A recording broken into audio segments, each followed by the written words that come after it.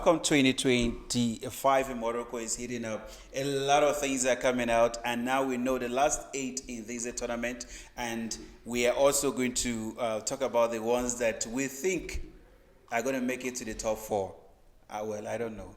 I'm very horrible when it comes to predicting. Solomon, so good to have you once again. Thank you so much. Good to be here. Yeah. So, how are you enjoying AFCON so far? So far, so good. I think there's been I think for me, the important thing is there's been quite a lot of goals. Yeah. Which is really beautiful, and we've seen quite a lot of play by different teams. That is surprising, shocking, beautiful football, and I think the African flair.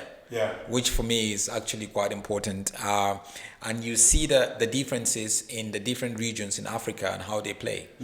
Where you see the West African teams have a certain way of playing, and then you have the North African teams have a certain way of playing. The European way of playing. European way of playing. Yeah. And remember, they are totally different in the way that they play. True. They play based on their strengths. Yeah. And it's good to see the West African side. If you look at the quarterfinals, 8 of the teams in the quarterfinals. Yeah. Finals we had 4-4. Yeah, 4-4, then 2 each. Yeah, 2 advanced and 2 went home. Yeah, so, that's which true. is a good thing. It shows the strength of African football. But for me, the sad part is there is no Southern African team. Yeah. Even in the quarterfinal. And that's not a good thing for African football. There's no Zambia, there's no Zimbabwe, there's no South Africa, there's no Angola, because these are football playing nations we're talking about. So for me, that is the down part of it. So what happened though to the Southern African region of the continent? I think it's the strength. First, you have to look at the talent coming from these regions. There seems to be more talent from West Africa, raw talent that is. Okay. But then the North Africans, in as much as they don't really have the talent like West Africans, but they have the infrastructure. Yeah. Development is quite huge for them. The standard is high. The standard is high. Easier. The Southern African side, there's a talent. Yeah. It's not like Zambia has talent, Zimbabwe, Angola has a talent, South Africa has a talent. So something is not really going on. I need to talk about South Africa because I saw you were having a debate on one of your social media platform with a lot of people concerning South Africa and the national team, why they are not doing very well. Right. And a lot of people were not taking it lightly with it because they were like, no, we are the best. We are going to the World Cup. You are not going to the World Cup. So how dare you come to say to us, tell us about soccer and all that. But the truth is, let's look at the infrastructure like you mentioned. They have it, and they have talented footballers. Yeah. But which time they try to move past that stage, to break that status quo, they can't get over the line. Yeah. What is happening to the South Africa football? I think sometimes it's mental, and also it's about ambition. I was watching a program the other day, and they were interviewing a young footballer, a South African footballer. Yeah. I was watching with my wife, and it's like, where do you want to play when you grow up? I want to play for Kaizer Chiefs. Pirates. I turned to my wife and was like, you see what the problem is? But they are patriotic though. West African. But they are patriotic though. But you want to play at the very top. And the very top is not, forget about patriotism. When you go and play at the very top, then you can come and play for your country. That's patriotism. Let's look at it.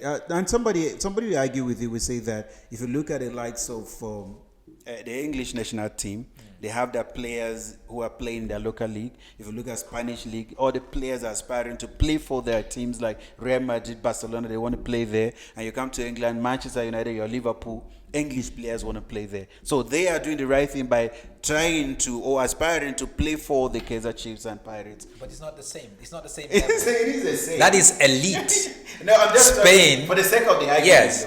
Spain is elite. So I will tell you Spain is elite. Yeah. England is elite. France is elite. Yeah. So why don't you go there, become an elite, and transfer the knowledge here? Then we can now build up. Then we can now try to get to their level. So your conversation is that the fact that they are not going out to gain the experience is why they are not going over the line. Okay. From the players, and I think also to the administrative side of it. Go and look at Saudi Arabia is doing it now. Yeah. They went and scouted Europe. Hey, this is how you guys are doing it. Oh, okay.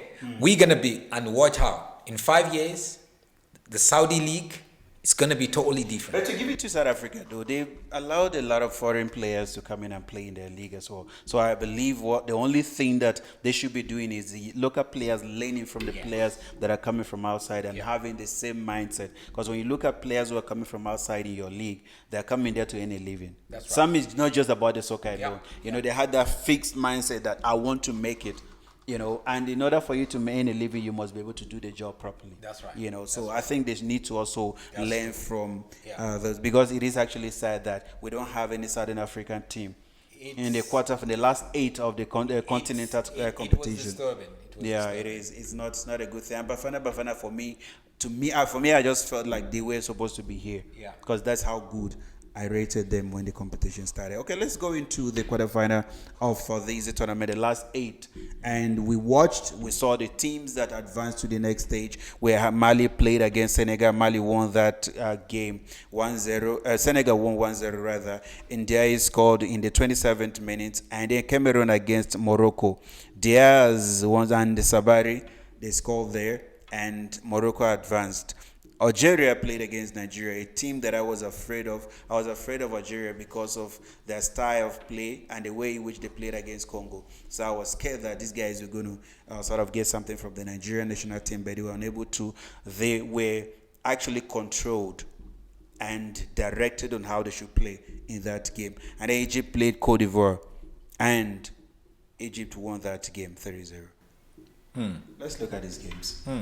You know, Senegal for me is always, been there. They've been a solid side and conceding less and also playing very well, making sure they're attacking. Yeah. So I definitely see them as one of the guys that are going to be able to go through. That game they played against Mali, so it was a West African derby. Yeah, so it was going to be a difficult it's going to be. And Mali actually made it difficult for themselves when their captain, actually got a red card. Very early in the game. So you can't get a red card in the round of 16, very early in the game. And in the quarterfinal, you're getting a red card again. Yeah. So there's a level of indiscipline that's there. So it complicated the whole thing for them. So I think they threw that game away. And Cameroon against Morocco. Cameroon, I think, they're rebuilding, new team. I didn't expect them to go past Morocco, to be honest with you. Yeah. But I expected them to really give Morocco a really good run for their money. Yeah. But Morocco played according to their strength. Diaz there getting his 5th goal of the He's actually the only player with a 100% record in the tournament. Yes, 100% record. First player. 5 games goals in a row. 5 games. Yeah. So there's that home advantage, and Cameroon, they were neutralized. They couldn't really. I'm not sure they even had 4 shots on target. So definitely it's a game that. So do you looking at this game, Morocco and Cameroon, taking you back to South Africa? Do you think South Africa, Bafana would have done better than the way Cameroon played against Morocco? No.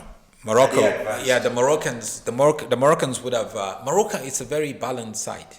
I'm not doubting that. I believe as a host nation, and they are very good, everyone will be tipping them to win every game. But I'm saying, had it been South Africa defeated Cameroon, were they going to give us a better performance than what we saw Cameroon played against Morocco? Maybe slightly, because South Africans have a very good, culture of ball possession. Yeah. So that might just be okay for them, and they have a strong midfield. Yeah. So that sort of distribution, I didn't see Cameroon really doing it.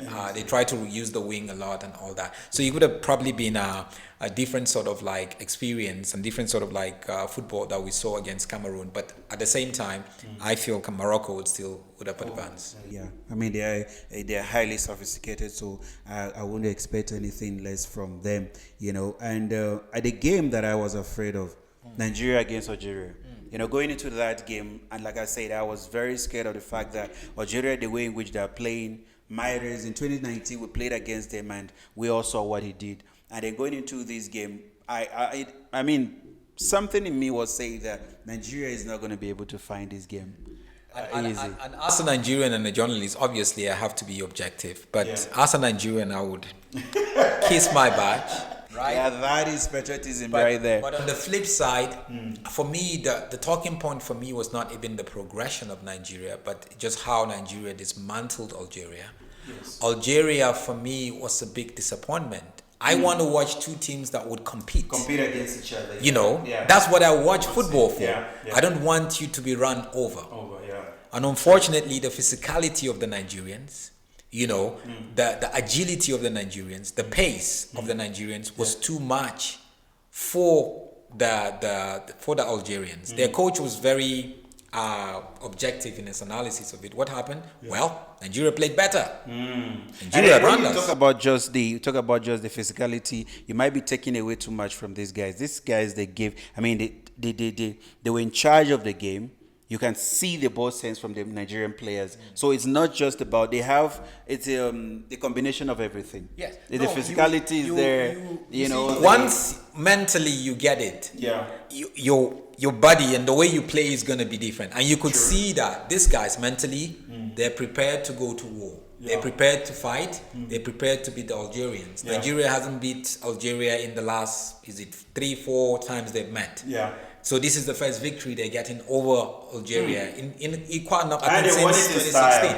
They wanted that was the play of the tournament. Yeah. That was the way an African team should play the game. A whole lot of conversation in Africa, in Europe. Everybody was asking. So this is a team that's not going to go to the World Cup. To the World Cup, is that not going to go? What do you mean? I like what you said. Also, I'm following you, by the way. So I go through some of your stuff, and when you say that you're not going to be biased if Nigeria did not play very well, they did not deserve to be in the World Cup. You know, which is the truth. Yeah. A lot of people are saying they are playing very well now, but the truth of the matter is they failed to qualify for the World Cup. And there's nothing anyone can do about it. It's consistency. You know, you have to move from a place where we just support national teams or club sides to appreciate football. We need to be football fans. Despite the fact that there's a team or a country that you're not from is playing, you must support good football. Yeah. You know, support good football. And I saw these guys; they exceeded my expectations of them. But going into this tournament, it was just for me like, no. To be sincere with you, the first game I did not watch it. I was like, the people that failed to qualify to the World Cup, how are they going to be able to compete on this continent? And they surprised me because going into this game, winning 5 matches out of 5, the best attack in this game, and they're not just like you're saying, they're dismantling people. They're humiliating teams. Yes. You know, winning every match that they are winning so far. And this game against Algeria, for me, there's one player that we're not talking about in this tournament. We know the likes of Akor, Osime, Lukman. They are the star players they are the stars of this national team. But when you look at Iwobi tend to JJ Okocha in this tournament. Yes, he's just like his uncle. To become his uncle. Iwobi's strength is his vision. And then his almost accurate passes. Yeah, true. So he knows who he is and he sticks to it. So he sees a pass when nobody is seeing the pass. Yeah. And that was exactly what he did when he gave that pass to Osimhen. And it was like with the sole of his, with the lace of his boots. Yeah. You know, and he saw it. And there was an Egyptian player. Yeah. He couldn't intercept. He was late. Yeah. No, he tried, but he could not. Because Iwobi saw it already. Yeah. So he saw it before the Egyptian player. That was why the Egyptian player was late to intercept. Yeah. You know, and it was an accurate pass. Now you're left with just one defender. 2-1. Yeah. Unselfishly passed to Akor. Akor could now see the opportunity. Let me just fake shot. Bring it to my left. The goalkeeper is going to be talking about it, like you said, in Europe, everywhere. Now on social media, everywhere, everyone is talking about that. I tell people, like, even if Nigeria loses to Morocco, a lot of Nigerians will be satisfied with what they've seen. 100%. So if this team is able to play this way, right? Then we have a team. And there's a lot of young players. There's a lot of other players who are not even there yet. Right, so it shows that we have a great team. There's so much that we can take from this team, and the way in which they are playing, and the players that are playing. With some of them going into this game, I doubt if anyone had envisioned any of these players to play the way in which they're playing. Look at Osayi. From the right back. Look at Bruno. When I watch Osayi, I think he was one of the unsung heroes in that quarterfinal. How he runs with the ball. Look at forward. the pass. and coming back to defend. Yeah. You know, you're like, oh wow, there's something inside of him. So there's a lot of self-motivation. After Algeria beat Congo. And one of the Algerian players was making fun of the Lumumba type posture. Yeah. A lot of football fans were like, Nigeria, we're behind you. We don't. We wouldn't normally support you. Yeah. But this one, we're supporting you. Go ahead. Just go and do it for Africa. Do it for Lumumba. True. You know, and it was great to see that it's gone just outside of the pitch. You know, and Akko is a great player. You know, and he's showing what he could actually do for Seville in Spain in the La Liga, and we hope to see more of him in the La Liga. I hope to see more, because I mean the stories emanating from some of the sports stories in the UK are that Manchester United are looking at him to sign him. I will be very happy, because I want to see this guy go play for a big. I mean, Sevilla is a big team, but I want to see him to go to the English Premier League, where he'll be seen week in, week out, because there's so much potential in this guy and the way in which they're playing. The Nigerian team, I mean, everybody is so happy. I just don't understand why the government of Nigeria will be disappointing these guys. It's not. I mean, it's not something that we're supposed to go into. But the truth is, these guys are representing the nation. You should make sure that you treat them well. It's one of the reasons why you see some of the players don't want to come back and play. We have a lot of talent. It's a clear-cut. It's a clear-cut incidences of corruption. True, I agree. Funds were made. We know. Yeah. Funds were made available.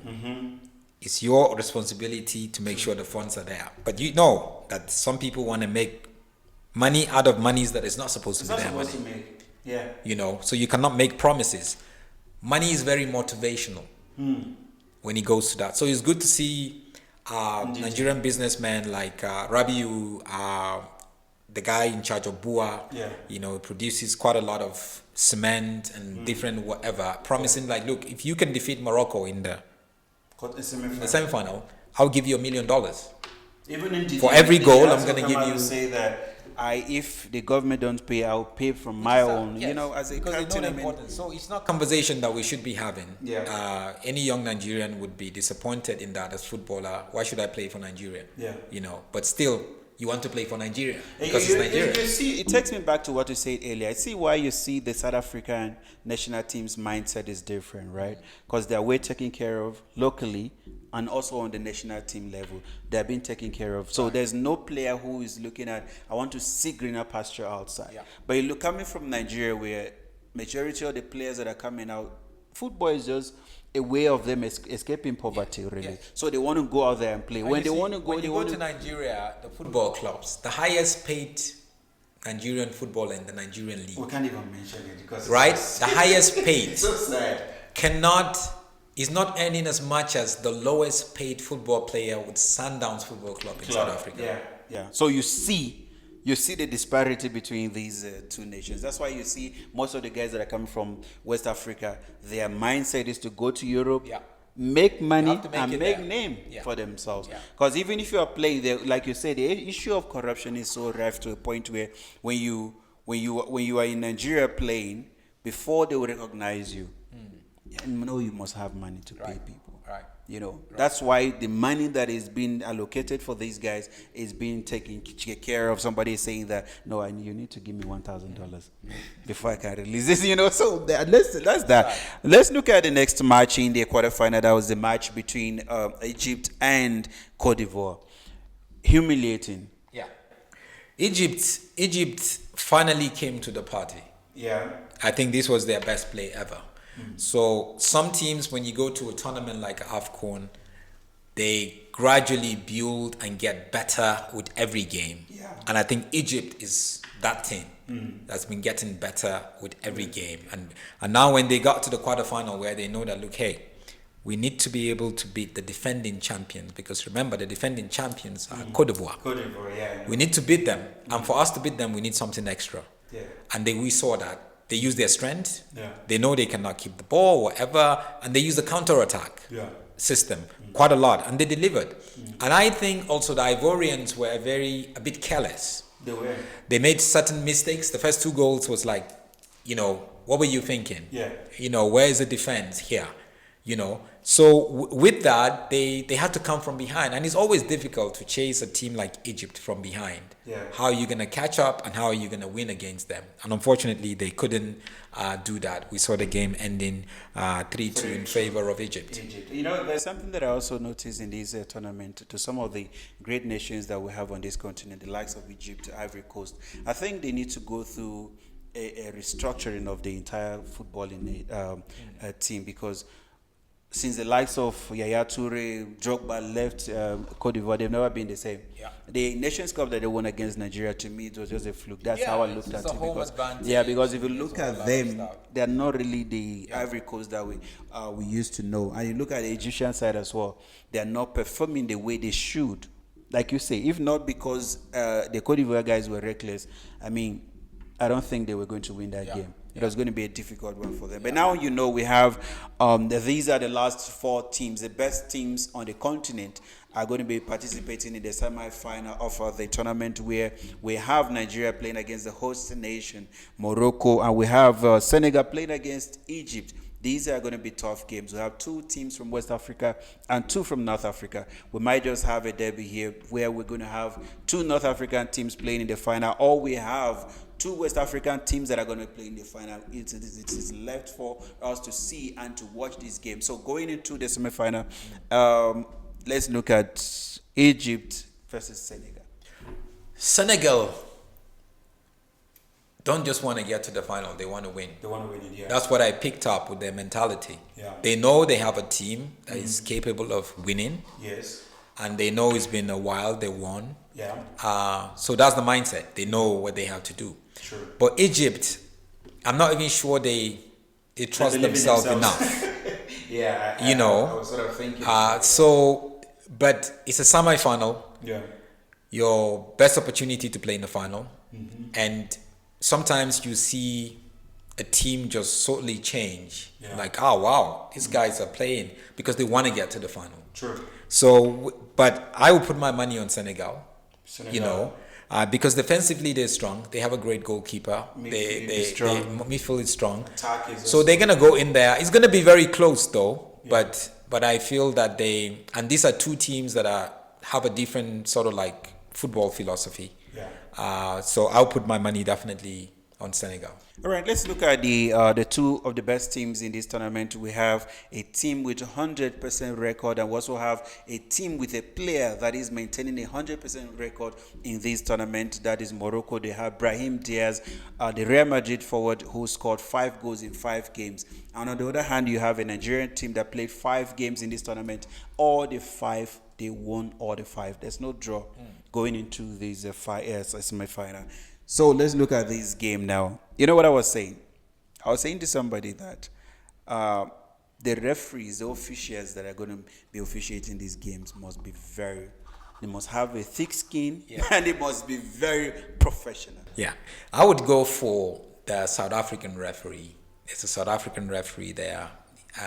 Trying to remember his name now. He's very thorough. Very, very thorough. Okay. He doesn't look at you. He makes his decision, whether he wants to consult VAR or not. Yeah. And he's been very spot on. Good. Not allowing any player to harass him. Because you have to understand also the culture, especially the North Africans. Yeah. They sort of like try to harass the referee sometimes. You saw that in Nigeria, Algeria. It's sort of like part of their game, part of their culture. Yeah. Where you harass, you just talk, you use your body language, do that. Which in West Africa we do that, but not at that level. True. So we need to have a very strong referee, especially first because you have technically the best playing side, Nigeria, playing against the host nation. That is also good. That is also good. Yeah. So you need to make sure you have a referee because remember, a referee is not there to complicate the game. A referee is there to also help us to enjoy the game. From his calls to whatever, he's trying to help us. I kind of like the referee against Algeria. Right? I think he's from Senegal, right? He's The- from it's Senegal. Senegalese. Yeah, I like Yeah. the way in which, despite the fact that the pressure was on him from the Algerian players. Yes, and the Algerians are making a complaint to CAF around him. So we need that. But if you look at, Nigeria and Morocco, pound for pound, you're looking at a team who's trying to make history by getting into the final as a host team, and also winning it for the first time in over 50 years. But you're looking at the Nigerian side, who has gotten to a level where it's like, hey guys, we're actually good. We can win this thing, These guys, they believed if we had to go back and play the World Cup qualifiers, we'll be in the World Cup. Yes. Because, this tournament exposed them Yes. and showed to them that, guys, we can actually do it. I tell people, it's like, Nigeria was in the same group with South Africa. How come they didn't make it? And some South African supporters were like, no, we're best in the group and all that. But you have to remember that South Africa played most of the World Cup games at home. True. Lesotho in the group was playing home and away at home. Zimbabwe was playing home and away in South Africa. Yeah. South Africa is playing home and so 8 games. 8 games. Yeah, I get. That's a solid point. That's a solid point. I get that. Yeah, I get that. So going this game now. What is your take on this game, Nigeria Morocco? I think it could be anybody's game if the Nigerian defense are able to curtail Diaz. This might probably be the only game that Diaz is not going to be able to score. This might be the end of his goal rush. Because if you look at the Nigerian team, it's not just that they are scoring a lot of goals; they also have a solid defense. Yes. Bassi in that defense is just, for me, is the defender. He is. Complete. Yeah, he's the defender. At the end if they can really give their best in this game, they could go through. But outside of that, if they're able to avoid certain errors defensively. And I hope that Ndidi would be available for that game, because I'm hearing that he's probably not going to be available. But there's also Onyeka from the bench. Onyedika, on the bench. He's capable of really coming in to be a disruptor. So they have what it takes. The Moroccans, they're blending a bit of the European football and a bit of having ball possession, which we have both. Physically, they are not on our level. So if we can get that, then we can get it. But it's Morocco. The mentality is, guys, this is the only opportunity in 50 years we got to get to the final. So there's a lot of things at stake here, because Nigeria, like you say, they also they believed in themselves now that we can go all out and win it. And the likes of Osimhen, they want to break records. And the money promised to them as well, which is a lot of money. So that is also going to be an extra motivation to the players. And the Moroccan, like you say, 50 years, that's a long time to wait for a great nation like Morocco to win this tournament and hosting it at home. They might just fancy their chances. Great host. This AFCON, the organization, the stadium, the broadcasting is just more like, wow, this is like a World Cup. True. I'm not sure you watched the goal that Akko scored with the pass from Osimhen in the court. I'm telling you, they're talking about it. The high angle shot. They're talking about it. Like, that's why everybody's talking about it. This is what you watch at the World Cup. The organization is just the way in which the tournament is going. Everything. I don't see there's anybody who's complaining. Even the Nigerian fans who are coming from Europe to come and watch the national team, a lot of them are impressed with what they've seen on ground, and it is just excellent host from that Morocco there. All right, so you went for Senegal, and in Nigeria you say can be anybody's game. 50-50. All right. Okay, guys, I'm very terrible when it comes to predicting this game, because sometimes when I say it and then it doesn't come my way and then I get upset, but I see Senegal. I've been tipping them from day one that they're going to win it. And now I have the Nigerian Super Eagles that they made me to fall in love with them again. I was crestfallen with their performances in the World Cup qualifiers, but going into this tournament, I did not give them a chance. However, they have exceeded my expectations, and they are now in the semi-final of the tournament. So I will have to support them. And with what we just analyzed here, the Nigerian team with the solid defenders, solid midfielders, and the best attack in this tournament, I am going to go with Nigeria to win. All right. All right. Thank you so much for coming on the show once again. And hopefully we'll be here after semi-final Wednesday to talk about the actions that are going to be taking place. Thank you. And to the beautiful viewers out there, I want to say thank you for staying tuned to This is a special edition of AFCON 2025 in Morocco. We'll be coming your way again with a lot of actions that are going to be taking place on Wednesday. We'll analyze the semifinals, the actions, and if there's any mistake from the officiating, we're going to talk about it. And if there's also some interesting actions that are going to come in from the fans there in Morocco, we're still going to be talking about. We're here to analyze every mistake, analyze every opportunity used, and also give you all the results that are coming your way. Until we come your way again, stay tuned.